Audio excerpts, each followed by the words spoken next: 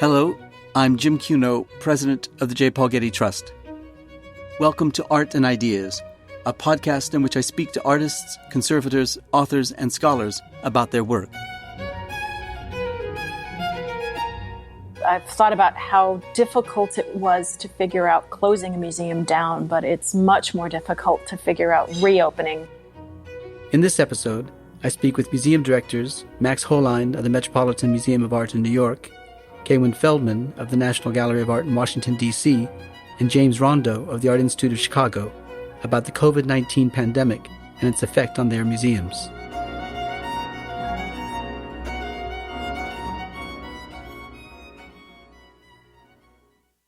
The current pandemic forced museums around the world to respond quickly to its rapidly developing effects on their operations, finances, and programs.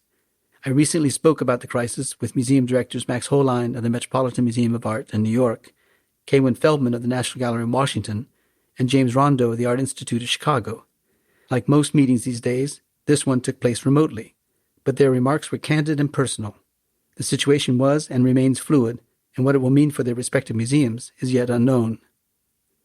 This is one of two conversations I had recently with museum directors from around the country about the COVID-19 pandemic and its impact on their museums.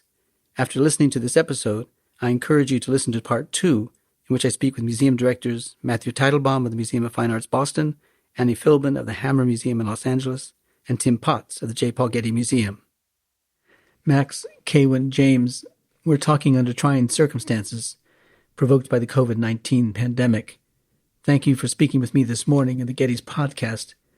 Kaywin, let's start with you. How did you first learn of COVID-19?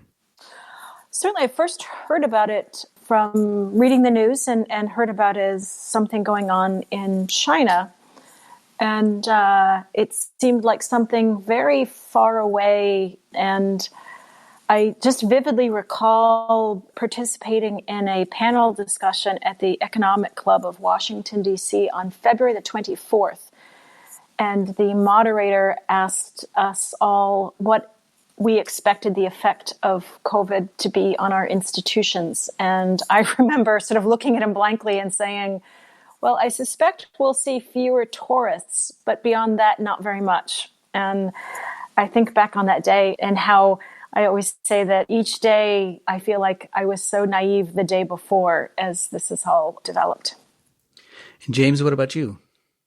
Similar to Kaywin, I would say, news outlets in January, and obviously watching even the story shift in emphasis from China into Europe, it still remains something of an abstraction. And so I think I share, in retrospect, the same sense of limit to my imagination that Kaywin just reflected on. And for me, at the museum, it's a relatively banal lens in retrospect, and that was Maastricht in the last week of February, preparing to be with a small group of trustees and, nearly 10 curators from our staff and watching the plans for trustee engagement, staff travel, unravel with concerns for public health. That was, for me, the kind of evolving lens and the point at which we saw escalation and then immediately pivoted towards staff safety on campus and then again moving towards closure.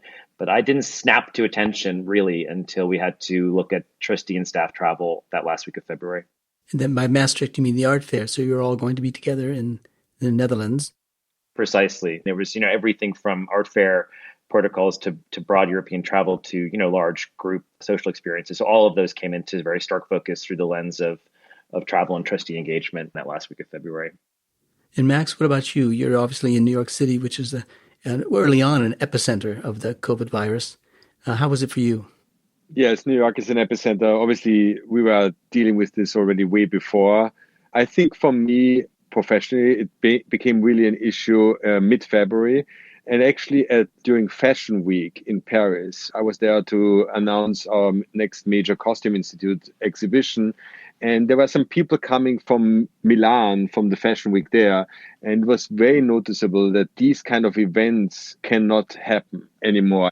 So actually, we took the decision right there that we are not going to go to Maastricht at all and canceled all curatorial trips or whatsoever there. And it really kind of kicked in for us, I would say, in the third week of February to basically kind of completely change our travel schedule or no travel, and also our preparations to deal with this crisis. Did you have trustees or staff who felt you were overreacting by closing down travel? There were certainly some people who felt we were overreacting, but there was a big relief actually from staff and others that someone is taking a decision and that they basically can go with that decision during a time of very confusing information, imperfect information, and just basically people don't really know how to best address it. And also I wanted to make sure that people don't feel pressured, on the other hand, to travel when they are uncomfortable. So we took the decision, okay, no more travel at all, and brought everybody who was traveling at that time actually back to New York. It sounds like for the three of you that it was a public health issue at the very beginning. Who gave you the information that made you act appropriately? Kaywin, what about you in Washington? Probably all of us just been sort of learning along the way. Well, I mentioned that it was Monday, the 24th of February, that I said, not much impact at all on that panel. And by that Friday, we had an emergency response team in place, and we had also canceled staff travel. So just within a 5-day period, we have a robust emergency team who represent different aspects, of course, of the gallery work. And I'm relying on all of them who are doing their reading and tapping every expert they can find. So, a lot of it at the beginning was all of us feeling our way along the way. And since then, I'm sure, like many fields across the country, it's been really reaffirming how different groups have come together, whether it's the art museum directors all getting on calls together, or here in Washington, I'm in touch each week with the head of the Kennedy Center and the head of the Smithsonian, but we are all learning along the way. James, did you feel like the information you were getting was clear, or was it changing rapidly, and was it contradictory even at times? It was changing rapidly, that is certain. From the moment we understood even the decisions we were making relative to staff and trustee travel, vis-a-vis European travel, we understood that a public health issue and an operations issue were converging almost immediately. And for a time, we were resolved to follow City of Chicago and State of Illinois public health guidelines in terms of remaining open. We were watching the New York Museum decisions very carefully, of course, and learning from them. I was very much involved in peer institutions of scale in Chicago. And for us, that means the Science Museum, the Natural History Museum, and the Aquarium. And we were seeing those three institutions move very quickly towards complete closure. And there were a few days where I thought two things. One is we won't do anything until the City of Chicago or State of Illinois public health officials direct us to close. And the second thing I thought, for a number of days, I tried to cling to this notion and try to convince my senior colleagues, many of whom wisely were not buying it, that there would be an advantage to being kind of the last one standing. I kept trying to channel our kind of civic responsibility and the responsibility of our mission to be, we've always been a 7-day-a-week museum. We're never closed. And to kind of embrace that aspect of our history and our present tense and really to go down swinging and not close until we absolutely were directed to. In the end, March 13th, we got ahead of the City of Chicago guidelines. We got ahead of State of Illinois guidelines and chose to pivot with our peer group with a staff first message, of course, staff safety, and then staff financial security immediately thereafter. But I did have a set of fundamental assumptions which proved to be unsustainable in the very early days. And Max, how about you? How quickly did it become an operations issue for you? Well, I think it really went in phases. I think we all had this moment at the beginning where we all thought, also based on the first information that we got, okay, it is like a flu. And then it kind of cascaded from there. One thing that I want to mention is what I realized very early actually was that there's also like a dangerous element of xenophobia that's related to that. We were celebrating actually the Chinese New Year at the Met, and we have a lot of strong Asian department, a strong Asian community there. And you could already sense that kind of issue building up. So then, of course, information was building up. Then it became really an operational issue for us. Honestly, I was really looking also for what our European institutions are doing and looking what's happening in Italy, and not only in Italy, but actually then also in Austria and other places. And we then, as you might know, we took the decision to close the Met by ourselves, basically. There was no mandate from New York City or New York State. There were no guidelines. We just felt it's no longer appropriate for us to be open, and it's not the right thing for the health of our staff and for our audiences. And we were aware that that would then have a cascading effect, especially for the other New York institutions. So I called some of the colleagues of the peer institutions in New York City beforehand, kind of telling them what we are thinking. I would say the majority was not there yet in regard to their decisions, which is obviously everybody has their own particular way of looking at it. But we really felt we need to make that decision and do it. I know as you're pondering all the things you have to think about in times of closing big institutions such as yours, that you had to take into account the staff members who were foreign nationals, visiting scholars, interns, as well as your own staff who were U.S. residents but who were abroad at the time. How did you manage to bring everybody back home and or get back to the places in which they wanted to be? James, what about you? So in terms of the logistics, it was relatively smooth for us. And as a corporation, we are a museum and a school. And while I have no oversight as president of the museum, my co-president of the School of the Art Institute, Alyssa Tenney, we report to the same board and shared those similar governance structures. So the complexity of the student and faculty population at the school was so much more vast than the complexity of our research and staff angles that we really saw our governance and our support structures pivot to the school, again, managing primarily the student population, which has significant percentages of foreign students. And Kaywin, what about you in Washington? You have the Center for the Advanced Study in the Visual Arts at the National Gallery. Yes.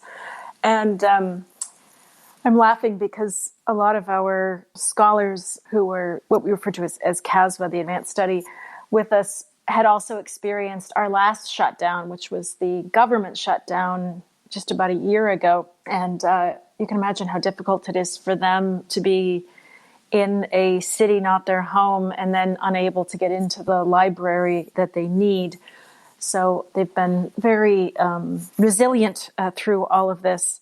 I'd say that actually, in many ways, getting the staff back and sort of centered was relatively easy once we had clearly established that our number one goal was the health and safety and well-being of our staff. With that as our sort of North Star, it's really helped in decision-making and managing to get people back and then taking care of our people who are all working remotely. I noted to somebody the other day that I feel like the bulk of my job now is just communicating. I spend all day communicating. But I think that's what the job is right now, is we have 1,200 people all working remotely from different areas with different responsibilities and needs, but they just need to hear back from the institution and trying to keep them close to our mission. And Max, how quickly did it become a financial issue for you, and how did you manage that transition from a logistical, operational issue to a financial issue? Well, I think we were very aware that this would be a financial issue. Even before we took the decision to close, we already saw our attendance declining because we noticed maybe a week before we closed that tourism in New York City is significantly declining. So we saw already a financial impact right there. And when we then closed the museum, we were fairly quick in announcing what it means for the museum financially and how we would kind of calculate that impact. Of course, it was imperfect information at that point, but we felt it's important to share the impact and the magnitude of it. And that's why we kind of articulated that we anticipate the museum losing about $100 million up until the end of the calendar year through the time of closure and then after reopening. And basically not the reason for that was really just to make people more aware, not so much only about the Met, but really about the magnitude of the issue, also from a financial standpoint, and that it means for us that we have to quickly adjust and get prepared for what's in front of us. Now, I know that none of you was able to take these decisions yourself or even with other staff members take these decisions. It involved conversations with the board. How quickly did that happen and how easy was it? Kaywin? You know, we have one of the smallest museum boards in the country with just 5 trustees and 4 ex officio trustees. And what I found, of course, was that each of our trustees was dealing with their own COVID issues. So whether it was their businesses, their family, their personal lives, they were certainly highly distracted and working on learning along the way, just like the rest of us. But immediately they all agreed with it being the right decision to close. And I'd add that the decision to close was difficult for us as a federal institution. We work with both the administration, with OMB, the Office of Management and Budget, and OPM, the Office of Personnel and Management, as well as Congress. And this was the first time that we decided to close without being told to close by any of our governing bodies. And so that was a difficult decision, but certainly supported all around once we made it. Yeah. And James, what about you in Chicago? We're very different from Kaywin in terms of scale. Our trustee, we're nearly 60. And so the management of our board and governance as a collective is very, very different. The governance decisions have been unfolding primarily in terms of those one-on-one conversations. Certainly, we have an executive committee of 9 trustees. We have suspended the full board governance, and we're working exclusively through our executive committee. But even then, our policy, is not to pivot towards our governance structures with questions. We try to gather the wisdom of key thought partners in the governance structure to help formulate decisions, and then we pivot back to exec asking for ratification of concrete sets of proposals. We try to provide the answers and ask our governance structures to support those proposals with a notion of a clear, strong, articulated vision for how we're approaching the financial models, the business intelligence, and of course, public health and safety for the staff. So governance remains strong in Chicago, but that model of trying to extract the intelligence in one-on-one conversations and pivot back with a vision. And Max, how about you? Yes, well, the Met has a large board. It's over 100 people, actually. I would just want to add one thing that I felt that, and I still feel during this time now, during this crisis, our board and several people on our board are extremely helpful to shape our opinions. Because it's interesting enough here, you have an issue that the museum has to deal with that is very similar to the issues that a lot of our board members have to deal with if they're running big companies or if their business is kind of in a relationship to, I don't know, hotel business or other things. So here we can actually really rely on a lot of insight and information actually from our board, quite different to some other areas that the museum usually deals with and where we ask our board for approval or even for opinion, but where I would say certain board members might not be so deeply versed in the same way that we are. But here we are experiencing now something where I would say several of our board members are having to do almost like very similar decision and have very similar decision paths for their own areas and for their own companies as we do now for the museum. So I find right now we're learning a lot from our board members as well. And Jim, if I might add something, the first and primary formulation was staff as a priority before we closed. The second was the notion of after closure that staff employment security and financial security was a priority. We're maintaining a commitment to all full-time staff for employment, salary, and benefits through the end of June, which is we're a little bit ahead of some of our peers in that, but behind some of our peers in other cases. That is a stretch for us to achieve that. Obviously, we're going to be looking at significant financial challenges. But one of the things in making that decision is that we wanted to convey a message of sustainability and stability, that because of our scale, because of our financial model, we're able, we hope, to make those commitments and build those bridges to the other side. We're not institutions at our scale that need emergency relief measures. We're not institutions that will completely fail because, I think, of our scale. And so as a consequence, the other message we're trying to send to our trustee population in this moment is there's absolutely no conversations around fundraising or any kind of solicitation, no modeling or messaging of an institution in distress or at peril. We're simply trying to message the clarity of our priorities and that we're in a moment of absolute stewardship, and we'll return to conversations, if we're lucky, about philanthropy on the other side of the crisis. For all three of you, how did you announce your closing? How did you characterize it? Did you give a time period for its reopening, or was it until further notice? Kaywin, we'll start with you. Yeah, at the National Gallery, we closed within 2 days of making the decision to close and announced it to the staff widely and then added information to our website. And at the time, I decided that we would close until April the 4th, which to me seemed like an eternity. So that was on March the 12th that we made that decision. And I still remember finding out at that specific moment that the Boston MFA had announced that they were closing for a month. And I still remember turning to somebody and saying, a month? My goodness, I can't imagine being closed for a month. And so, of course, it was about 2 weeks later that we took the banner down saying that we were closed until April the 4th and have now modified it to say until further notice. Yeah. Max?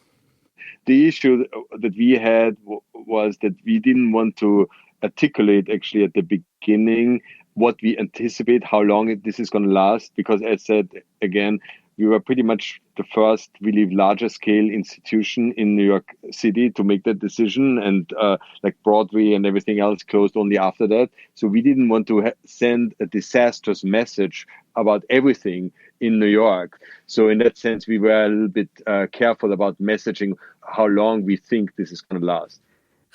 James? I can't even remember now. It seems so long ago. I believe we did announce a 3-week closure, and then soon began to understand that it was going to be much longer, and pivoted to further notice. And we really were mindful to get out of the business of a kind of notion of a rolling reopening date in our messaging. So there was that one, and then like I think almost everyone in our peer group, we pivoted to further notice. And as you think about reopening at some point, are you thinking about announcing it and then acting on it, or are you going to maybe make a decision, then make another decision, make yet another decision? We had a Zoom call earlier today with our peers through the structure of the Association of Art Museum Directors. And that's a weekly standing Zoom call of art museum directors, and they're broken up into subgroups by scale of institution. We're all engaged in coordinating within our locales within, in the case of 3 of us in large cities. We're coordinating as a national group. But one of the things when we brought up in the conversation is really struggling with what the message of reopening is. I think we have a slightly different conversation in Chicago. The model that we're trying to test is that staff returns when the public returns. Other than essential frontline staff, we wouldn't bring the staff back, I think, until we're inviting the public back. I think the notion of public health and safety should be symmetrical. I think our most important job when we reopen is to try to rebuild public trust in shared social spaces, and to understand that the art museum experience is productive and safe and secure and rewarding. And so I'm worried like everybody about everything, but I'm worried about anything partial. I'm worried about opening and closing on cycle. I'm worried about embracing the cycle if we understand it to be almost inevitable. We're saying 80% likely that if we reopen, we'll end up closing again. So we're trying to formulate not when we reopen, but how structurally we are able to message and begin that journey of rebuilding public trust in shared spaces. So I'm really not so concerned about when it is or how we message, but what we're able to deliver as a reopened institution. And is it something that one's taking into account the local authorities and the local protocols, or is it a national protocols on this? Again, like Max in New York, Chicago was ahead of the city of Chicago and the state of Illinois. I can't imagine we could begin to contemplate return until we have those actual official endorsements. So I think in this case, we'll certainly have to follow, not lead. And it may be they're ready for us to consider it before we're ready to consider it ourselves. Yeah, Kaywin, what about you as a national museum? Yeah, it's super complicated because, of course, we have to follow any federal mandates. And then in terms of local, we have, what we affectionately call the DMV, the District, Maryland, and Virginia. And we have different stay-at-home orders in all 3 of those locations. And our staff lives in all 3 locations. So it's going to be difficult managing all of that. But of course, the staff safety and well-being and that of our public will be what really drives the decision. We do think that we'll bring staff back a couple of weeks before we open to the public, just so we can get everything ready to go.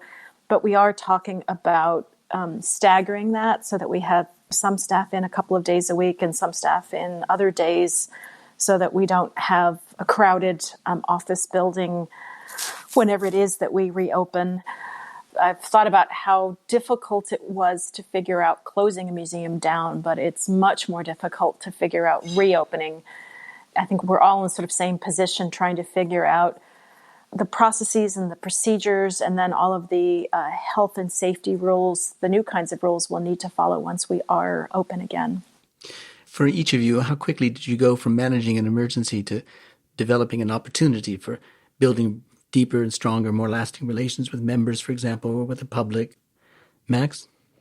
I always have a difficulty kind of saying, okay, this is all an opportunity. I think first and foremost, this is a big crisis, and it is a huge challenge, not only for us, for everyone around us. Our thinking was really about, okay, safety, sustainability, actually helping also New York and New York hospitals, for example, by providing masks and equipment.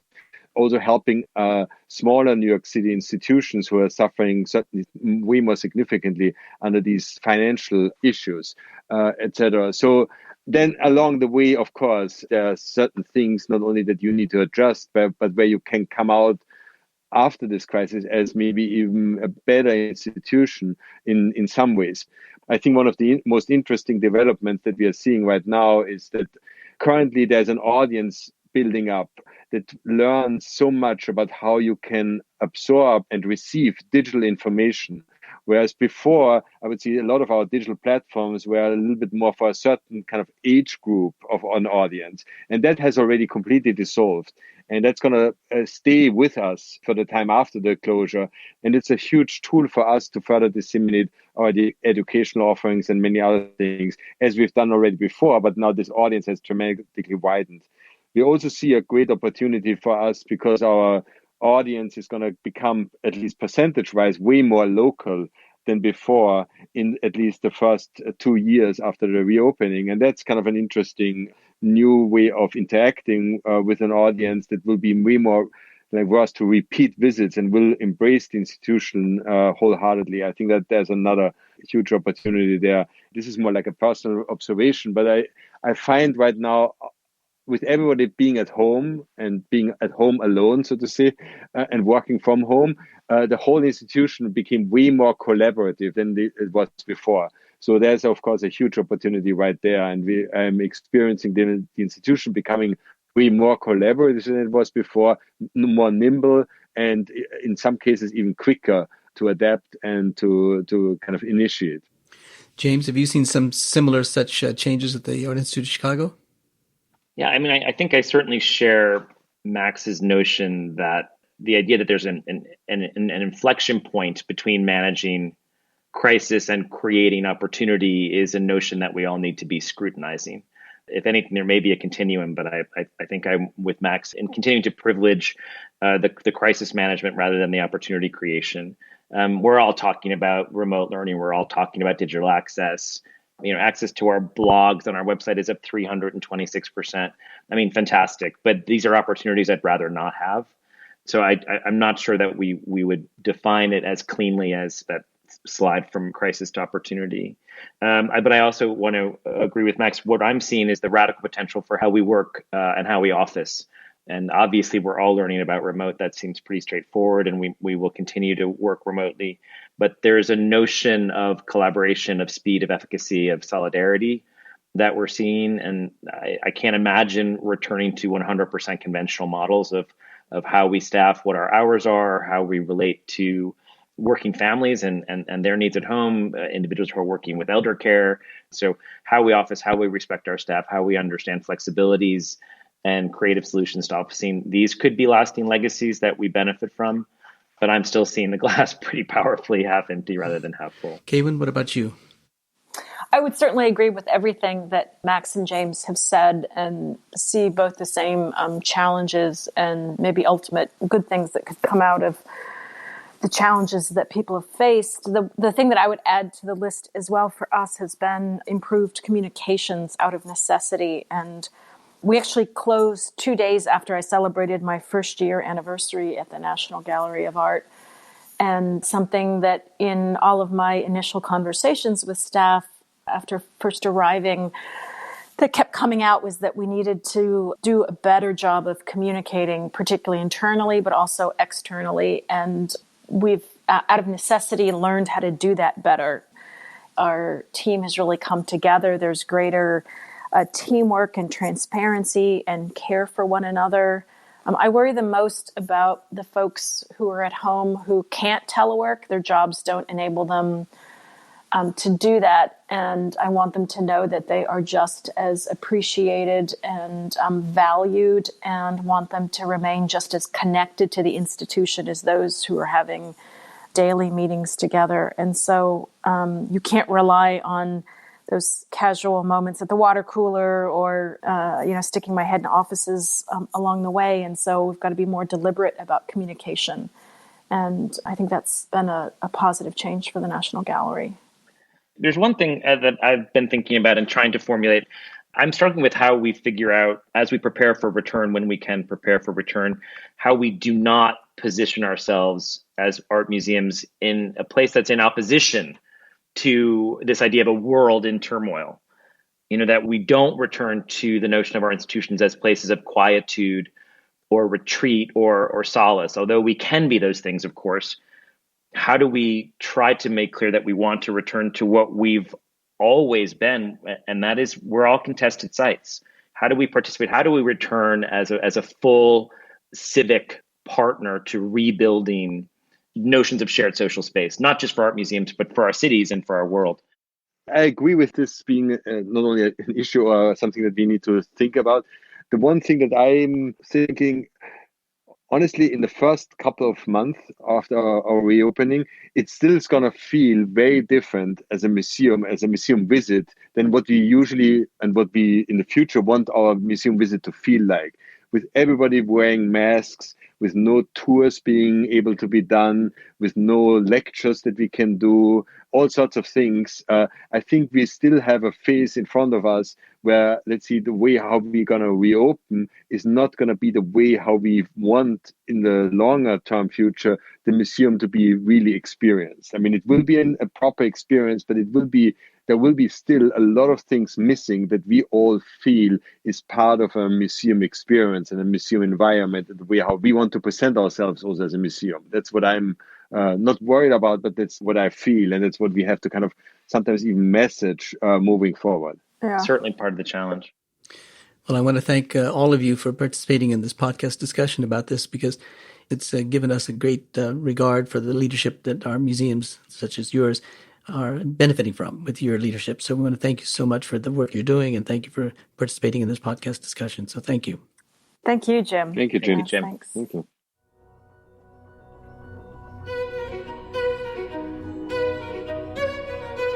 This episode was produced by Zoe Goldman, with audio production by Gideon Brower and mixing by Mike Dodge-Weisskopf. Our theme music comes from the Dharma at Big Sur, composed by John Adams for the opening of the Walt Disney Concert Hall in Los Angeles in 2003. It is licensed with permission from Hendon Music. Look for new episodes of Arts and Ideas every other Wednesday. Subscribe on Apple Podcasts, Spotify, and other podcast platforms. For photos, transcripts, and more resources, visit getty.edu/podcasts, or if you have a question or an idea for an upcoming episode, write to us at podcasts@getty.edu. Thanks for listening.